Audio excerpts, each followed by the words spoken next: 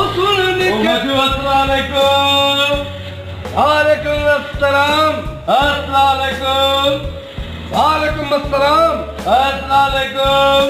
अरे जेरा मया पुत्र नो मुसलमान जो आजा अस्सलाम अस्सलाम मरे न सबक नहीं चवाई तो थोड़े वालेकुम सलाम अदा गाल बुध मुके मुबारक दे शादी मुबारक दे बच्चे उमर मुबारक दे अब किसी खोली सी जा न भला को कारो मुंह के भी न अरे तो गाल तो बुधाई केड़ी मुबारक जाए बस मुबारक दे ना अरे मुबारक जाए तो सही केड़ी जाए बुधाई तो सही भागा बाबा मैं शादी तो क्या शादी तो करे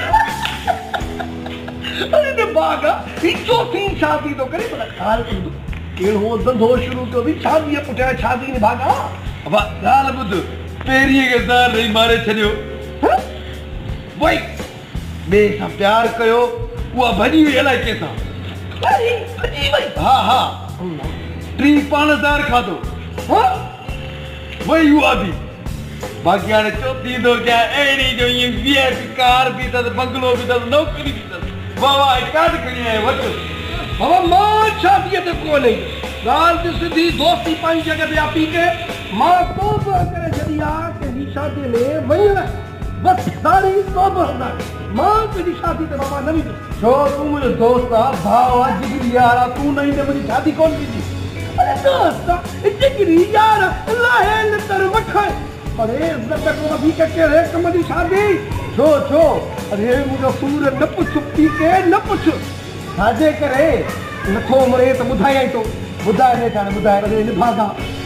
खूनी मानू है बाजू अदाकार खूनी मानू हां उन जी शादी हुई आपो दावत ने दादा अरे सिंगार करे पंजे यार जी शादी में पत सजो चंदो भरियो पे हो मन ब्रह्माय हो मित्र माय सब उते मौजूद होया ओ साथियो हां भी पतम अस्सलाम वालेकुम पंजी जंजार की सब इज्जत में चले वे आयो हमरा घोट जो भाव अवजे क्वार जो भाव केड़वा हमरा तसबाही उन साले आई क्वार जी मासी ते घोट जी मासी केड़िया अब आई ओ अन साले भाई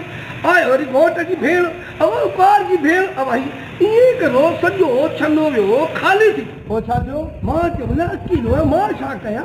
नेट मुंह के भला आए को क्वार जो यार तो मला बा उन सा वे अब मुजो ई चवण अब पो जो मुके सट को दिनो उसको अल्लाह मुके बचायो मथी तो भगम जेकर मामा लालू पे न हो गया न